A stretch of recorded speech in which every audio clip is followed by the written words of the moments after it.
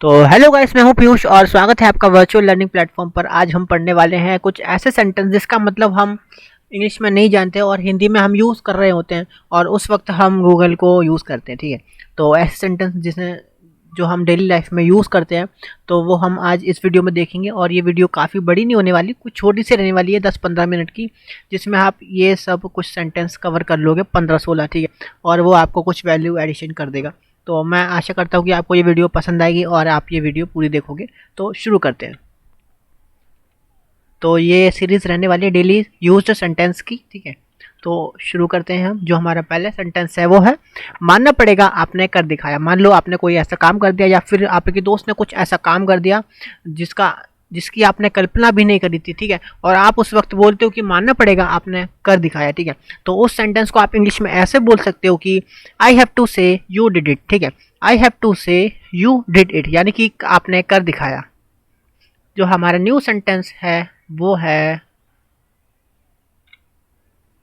तू मेरा पक्का वाला दोस्त है। मान लो आप दोनों पक्के वाले दोस्त हो तो आप उस सेंटेंस को ऐसे बोल सकते हो you are my best friend. ठीक है, तो आप ऐसे बोल सकते हो, जो कि एकदम नॉर्मल सेंटेंस है। ठीक है, फिर भी मैंने बता दिया। जो हमारा नया सेंटेंस है वो है हमने पूरी कोशिश की। ठीक है, मान लो आपने किसी काम को करने के लिए पूरी कोशिश की, फिर भी मान लो नहीं हो पाई वो, फिर भी आप बोलते हो कि हमने पूरी कोशिश की थी। उस सेंटेंस को इंग्लिश में ऐसे बोल सकते हैं कि वी ट्राइड आवर बेस्ट। ठीक है, we tried our best. Best मतलब कि एकदम ऑप्टिमम, जो आप कर सकते थे वो आपने कर लिया। आगे बढ़ते हैं हम। जो हमारा न्यू सेंटेंस है वो है अंग्रेजी सीखने में टाइम लगता है। मान लो आपका कोई डिमोटिवेटर है या फिर ऐसा पर्सन जो आपको टॉन्ट मारता है और आपसे बोलता है कि इंग्लिश सीखने में भाई टाइम लगता है। ठीक है, और तो आप उसको ही ये सेंटेंस इंग्लिश में बता सकते हो कि it takes time to learn English. ठीक है, तो आप ऐसा बोल सकते हो। लर्न का मतलब होता है सीखना, और वाकई में अगर आप अच्छे लेवल की इंग्लिश सीखना चाहते हो तो आपको टाइम तो लगेगा, क्योंकि अच्छे चीज़ों में टाइम लगता है। जो हमारा न्यू सेंटेंस है वो है ये फ़ोन मुझे बहुत महंगा पड़ा। मान लो आपने कोई फ़ोन खरीदा और आपको महंगा पड़ गया फ़ोन। ठीक है, तो आप उस सेंटेंस को ऐसे बोल सकते हो this phone cost me like bomb. ठीक है, this phone cost me like a bomb. Cost मतलब कि उस फ़ोन की कीमत। ठीक है, उस फ़ोन की कीमत मुझे ऐसी पड़ी जैसे कि कोई बॉम्ब हो, यानी कि बहुत महंगी। ठीक है, आगे बढ़ते हैं हम। वो है हमारा न्यू सेंटेंस है आप गिर भी सकते हो। मान लो कोई पर्सन किसी ऊंचाई पर खड़ा है और आप बोलते हो कि भाई आप गिर सकते हो, नीचे उतर जाओ, तो आप बोलते हो आप गिर सकते हो। उस सेंटेंस को हम बोल सकते हैं यू माइट फॉल। ठीक है, माइट मतलब कि सकता और फॉल मतलब कि गिरना, यानी कि आप गिर सकते हो। आगे बढ़ते हैं हम। नया सेंटेंस है टीचर का काम होता है पढ़ाना, यानी कि टीचर का काम होता है पढ़ाना, वो हमको शिक्षा देते हैं। इस सेंटेंस को आप यूज़ करते हो तो इंग्लिश में ऐसे यूज़ कर सकते हो teachers are mean to teach. ठीक है, teachers are mean to teach. Teach मतलब पढ़ाना। ठीक है, आगे हम बढ़ते हैं। जो हमारा नया सेंटेंस है वो है तुम्हारे आने से पहले मैंने उसे कॉल कर दिया था या फिर फ़ोन कर दिया था। ठीक है, तो उस सेंटेंस को ऐसे बोल सकते हैं I had called her before you came. ठीक है, I had called her before you came, मैंने उसे कॉल कर दिया था तुम्हारे आने से पहले, ऐसा भी बोल सकते हैं इस सेंटेंस को।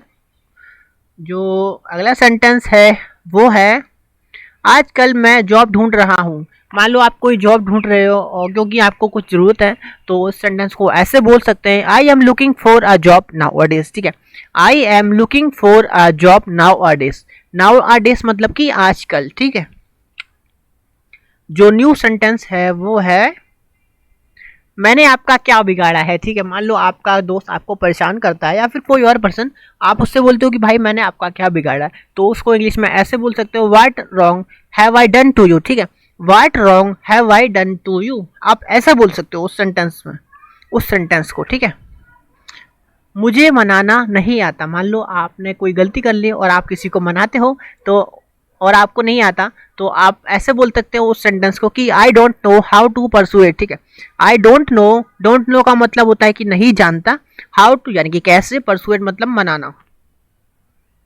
आई don't know how to persuade, मुझे मनाना नहीं आता। ठीक है, जो न्यू सेंटेंस है वो है कुछ तो गड़बड़ है। मान लो आपको कुछ शंका लग रही है या फिर कोई डाउट लग रहा है, तो उस केस में आप कहते हो कि कुछ तो गड़बड़ है, तो उसको बोल सकते हो समथिंग इज रॉन्ग। ठीक है, समथिंग इज रॉन्ग। जो न्यू सेंटेंस है वो है आप इतने भी भोले नहीं हैं, ठीक है। मान लो कोई सीधा साधा बंदा है तो और लेकिन कभी कभी गलती कर देता है या फिर ऐसा एक्ट करता है जिससे नहीं लगता कि वो सीधा है, तो उसको आप बोल सकते हो कि you are not that innocent also, ठीक है। You are not that innocent also. Innocent का मतलब होता है कि भोला। नया सेंटेंस है मेरे लिए क्या लाए हैं। मेरे लिए क्या लाए हो। मान लो आपके घर पे कोई मेहमान आया है और आप उनसे बोलते हो कि भाई मेरे लिए क्या लाए हो, या फिर आप मेरे लिए क्या लाए हो, तो उसको इंग्लिश में ऐसे बोल सकते हैं what have you brought for me, ठीक है। What have you brought for me, आप मेरे लिए क्या लाए हो। तो जब भी मेहमान हमारे घर पर आते हैं कुछ लाते हैं, तो एक छोटे बच्चे ने ऐसा पूछ लिया कि आप मेरे लिए क्या लाए हो, ठीक है। तो उसको तो बताएंगे नहीं, मान लो आपको ही कन्वर्ट करना है उस सेंटेंस को, तो आप ऐसे बोल सकते हो, ठीक है। तो अब ख़त्म हो गई सीरीज़। तो मैंने बोला था कि वीडियो छोटी होने वाली है, तो ख़त्म हो गई। देखो, तो मैंने आपसे एक क्वेश्चन पूछा है, कमेंट योर आंसर्स ऑफ मेरे पास शब्द नहीं है। मान लो आपके पास कोई शब्द नहीं है, तो आप इस सेंटेंस को इंग्लिश में कैसे कन्वर्ट करोगे, आप उसे कमेंट में लिख देना। आपका आंसर अगर सही होगा तो मैं उसे पिन कर दूंगा, ठीक है। तब तक के लिए बाय बाय, और अगर आपको वीडियो अच्छी लगी तो सब्सक्राइब कर देना। Thanks for watching. और आप मुझे कुछ नई वीडियोज़ के लिए सजेशन भी दे सकते हो कमेंट में, ठीक है। तब तक के लिए बाय बाय, थैंक यू।